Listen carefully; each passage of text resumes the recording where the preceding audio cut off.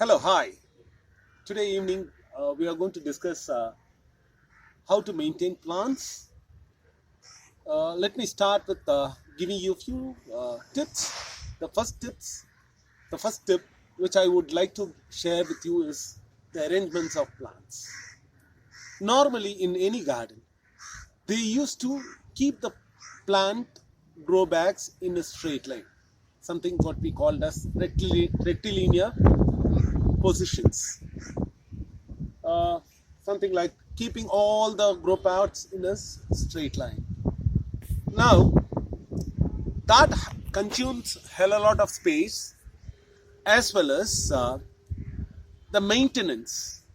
The maintenance part, it takes a lot of labor. In concise, in short,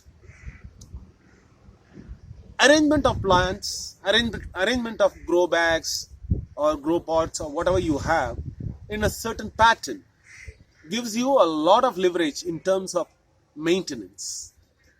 Now, that includes like when I keep the plants in something like a horseshoe shape, what they call it as a keyhole shape, where a very little space is there in the center and a pathway is there, and rest of the other areas have been surrounded by plants, surrounded by grow bags. That position seems to work a lot better. Now, I will tell you like how it works better in terms of labor, in terms of maintenance of plants. Let's say, for example, watering. Every day we bring water. Now you are seeing about 30, around 35 plants around me here.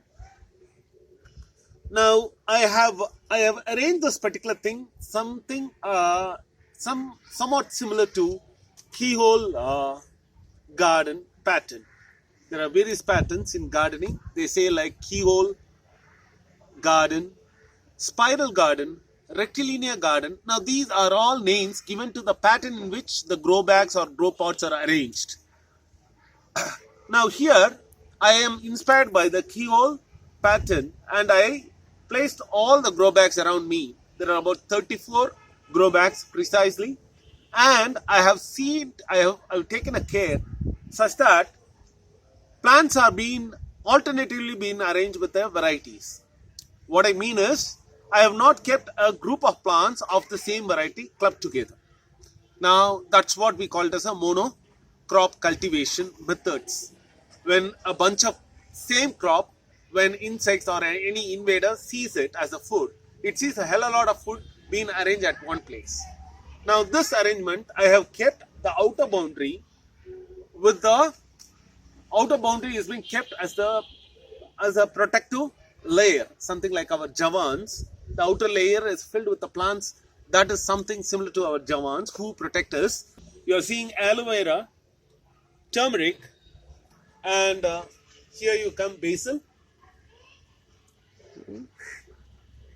and after basil you have this almanakku. We call it as in Tamil. It is called as almanakku. Spring onions. Now that is Moringa oleifera. Now, apart from this, here I have Jasmanium sambac. Now, that is Karpuravalli, and I have a Moringa oleifera.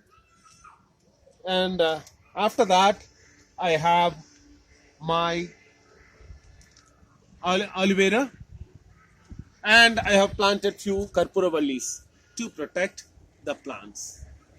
Now, this is the outer layer. The inner layer is having, I have kept empty pots for planting greens. Now I am having colocasia. Now this one is a colocasia. And I have brinjals. Colocasia. Now I have brinjals here. Nice little brinjals. Inside the inside layer is a fruiting layer. The food layer, which I'm having brinjals. Of course, I do have a worn out layer of the dying plant. This is almost done, and this one is nearly about 6 months or 5.5 months old, and it is still giving me the fruit. This is the okra. Now, I'm having a set of, you're seeing this is colocasia. Now that is spring onion, and you have brinjals here inside. Now, but there is a uh, lab, otherwise called as a broad beans, in both a part of it. Now, splitting the plants. Now you are seeing about 1, 2, the extreme, and 1, 2, 3, 4 brinjals, which has been set apart, and many other plants, many uh, uh, dissimilar plants, or rather like the plants from the other family, are being intercropped.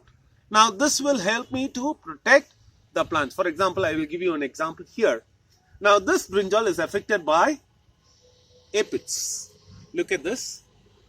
This is affected by aphids.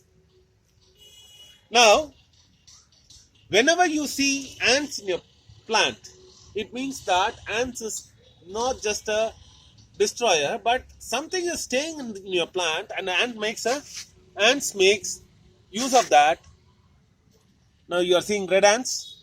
Now this red ants is feeding on the juice provided by the aphids. So we need to correct this thing. The one advantage which we are separating our crop, meaning is that I am having 5 brinjals, and I've kept each brinjal interspaced with different other varieties of plants which are not of the same variety, meaning intercrop variety. The brinjals have been kept apart from one another so that this aphids is not easily being transported to the other plants. This is one thing. The frontier layer and the inner layer, we can go in for good cultivation. And the one important benefit which I observed for the last 30 days, which I have made this thing about 30 days back, and one important factor as a benefit I observed from this particular pattern is that earlier, when I kept the plants in rectilinear way, there were a lot of disturbance created by the cats. Now cats, they just come and literally pull out the soil from the grow pat, shattering it around the grow bags. Now that was a laborious job that I have to every time pull the sand from down and push it inside, or put it inside the grow bag. While keeping just like this in this pattern, somehow psychologically the cats are not invading my garden. I mean this part of the garden. The rest of the things, still things are going in the same old method or old way. Now here, you can keep this arrangement, that is a keyhole pattern, the way in which we arrange our grow bags, as in a keyhole pattern, something like a horseshoe magnet shape, such that the inner path is south facing. It should face the pathway should be facing to the south, and rest of the other things should go around the other direction. So the emphasis of setting a keyhole in structure, they say that give the pathway inside the pathway that leads away inside the keyhole pattern is from the south direction. So this is very important. And then rest of the things, arrangement, it is up to your imagination. There is no specific rule in agriculture saying that this is that. It is all by experience we learn, and I'm sharing what I have encountered. I was telling you about the transportation of diseases, prevention of transportation of diseases or infection from one plant to another plant. And the third thing which I would like to stress upon is that while watering or manuring the plant, this intercropping helps a lot. Other than that, I can bring in water from the tap to here and very easily water it in a quick span of time. The fourth parameter which I would like to say is keep the pot a mud pot. This is called as the ancient old technique of irrigation, where they have planted a clay pot, a earthen pot. A earthen pot is placed inside the soil. Now you are seeing an earthen pot here, and it has been watered. The idea is that when the surrounding layer gets dried up, now the water from here gets transported to the dry up part of the area. Now this technique is called as ojas, and the water getting transported to the other circumference from the center of this. I have specified few of them. I think like you can explore much more. As you keep it. It tells you a lot of benefits.